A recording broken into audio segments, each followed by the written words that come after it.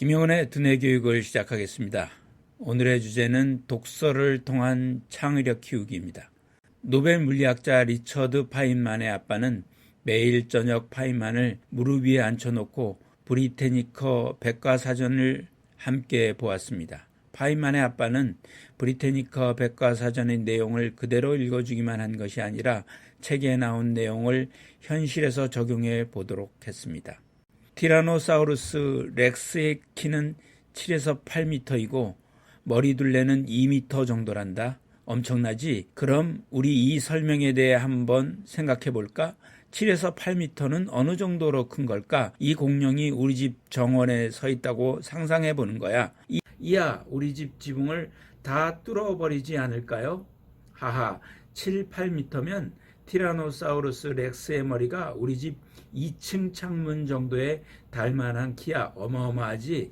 요즘에는 많은 아이들이 취약전 읽기를 습득하기는 하지만 대부분의 아이들은 초등학교 입학 이후 체계적으로 읽기를 배우기 시작합니다. 그렇지만 일부 영리한 아이들은 과자 봉지, 거리 간판, 식당 차림표와 같이 주위에 있는 단어들을 받아들여 취약전에도 읽기를 스스로 합니다. 아이가 읽기에서 사용하는 글자를 배우는 연령은 다분히 아이가 집에서 받은 격려, 도움, 그리고 롤모델에 달려 있습니다.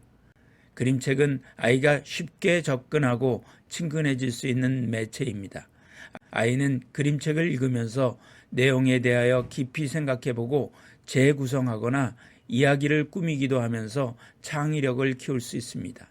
또한 그림책은 다른 사람들의 어려움을 이해하고 다른 사람의 모험을 체험하게 하거나 윤리적 가치를 알게 하여 협업 능력도 키웁니다.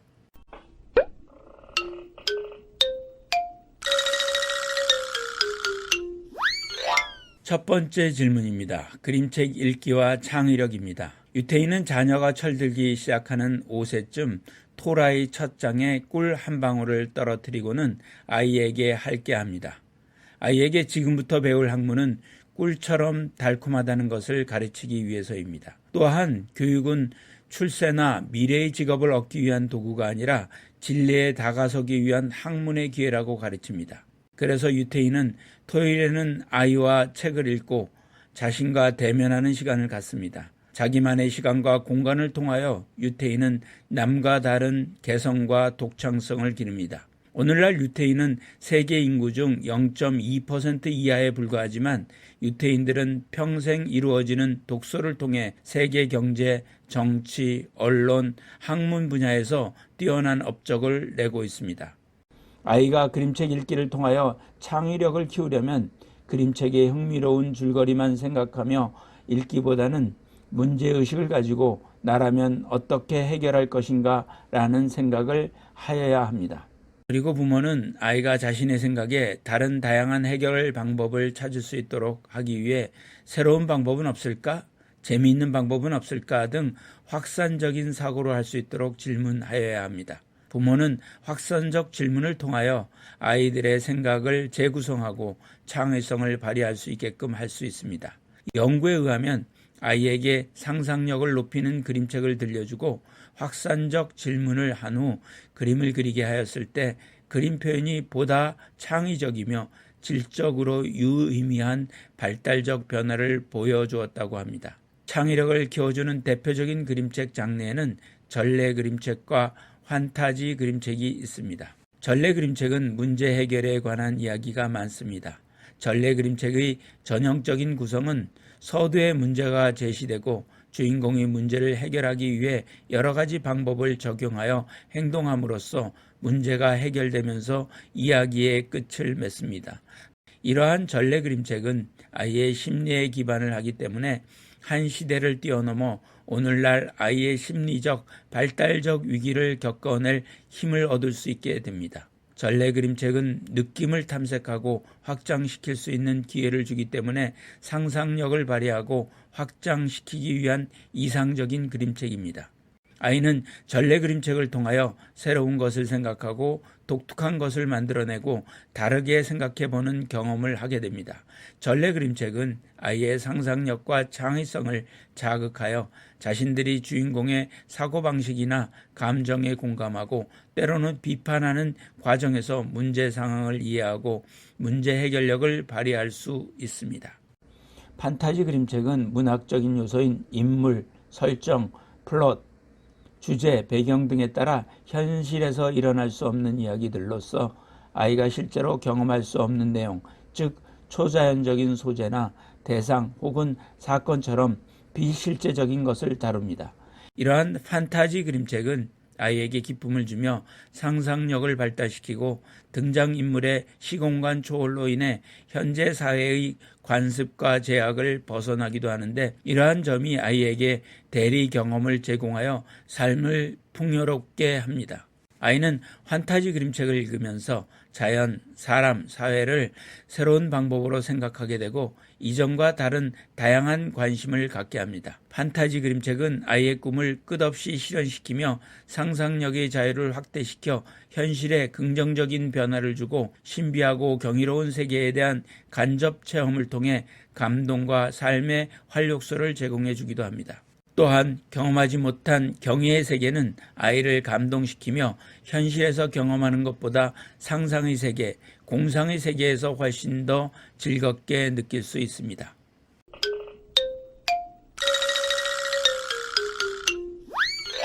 부모의 지침입니다. 첫째, 그림책을 반복해서 읽어주세요. 매일 그림책을 읽어주세요. 물론 조금밖에 시간을 내지 못하는 날도 있을 것입니다. 매일 읽어주는 것이 중요하며 목표를 세워 짧은 시간을 점차 늘리도록 하세요.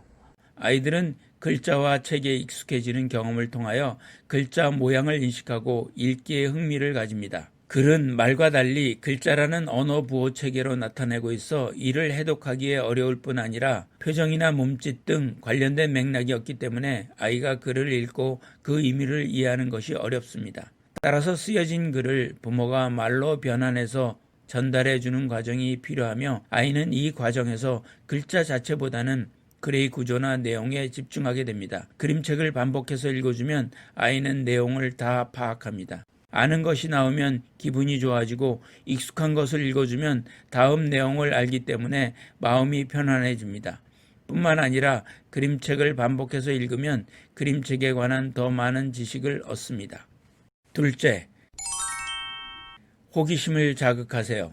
아이는 새로운 정보를 얻기 위해 자연스럽게 그림책을 활용할 수 있습니다. 부모는 주제와 관련된 그림책, 백과사전 등 다양한 유형의 그림책, 유아가 흥미있어 하는 주제의 그림책, 동시나 언어놀이 그림책, 음악과 미술 관련 그림책, 과학 관련 그림책 등을 마련해 주어 놀이 중 궁금한 내용을 찾아보거나 수시로 활용하도록 격려하세요. 매일 그림책을 읽어주세요. 물론 조금밖에 시간을 내지 못하는 날도 있을 것입니다. 매일 읽어주는 것이 중요하며 목표를 세워 짧은 시간을 점차 늘리도록 하세요. 이 과정을 통해 아이는 그림책은 필요한 정보를 얻고 즐거움을 주는 유익한 도구임을 알게 됩니다. 개미 말고 땅속에서 사는 곤충은 또 어떤 것이 있을까? 책에서 찾아보자. 땅을 파다 보니 뿌리가 나왔는데 이 뿌리는 우리가 먹을 수 있을까? 우리가 먹을 수 있는 뿌리는 뭐가 있을까? 책에서 찾아볼 수 있을까? 셋째, 주변에서 친숙한 글자를 찾으세요. 아이가 읽기에 관심을 가지도록 하기 위해 먼저 주변에서 자주 접할 수 있는 인쇄물이나 친숙한 글자를 놀이처럼 찾아야 합니다. 아이는 자신과 가족의 이름에 관심을 보이고 친구 이름, 길거리 간판, 우리 반 이름, 화장실, 비상구 등 자주 접하는 사물과 사건, 주위 상황을 나타내는 글자에 많은 관심을 보입니다.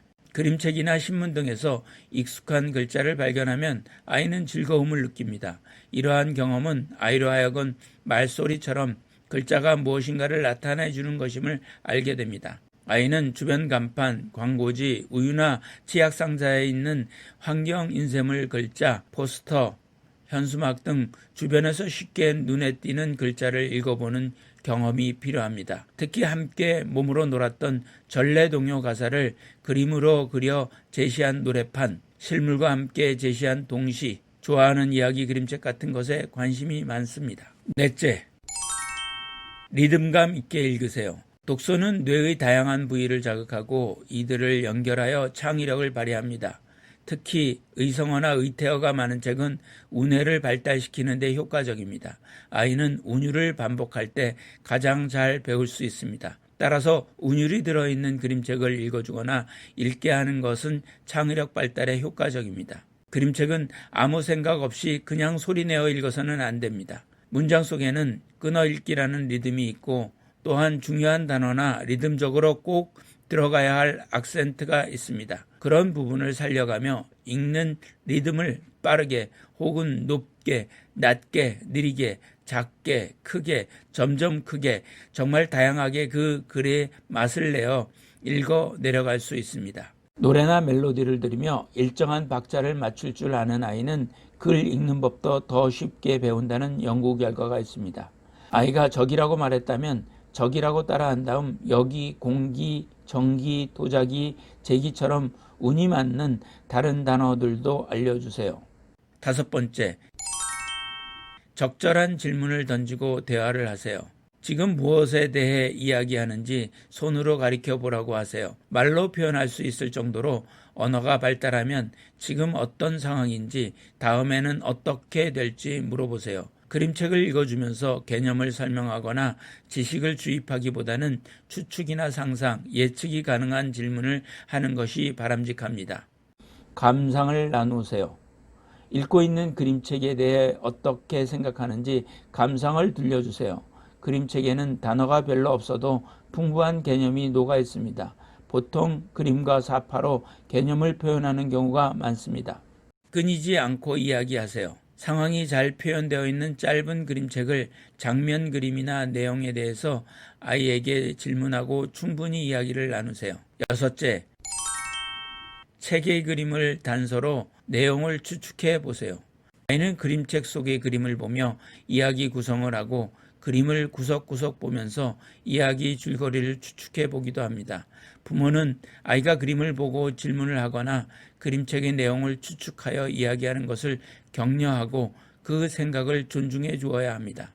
아이는 그림책의 그림을 단서로 주인공, 사건과 사건의 연결, 배경, 사건 해결 과정 등을 이해할 수 있습니다.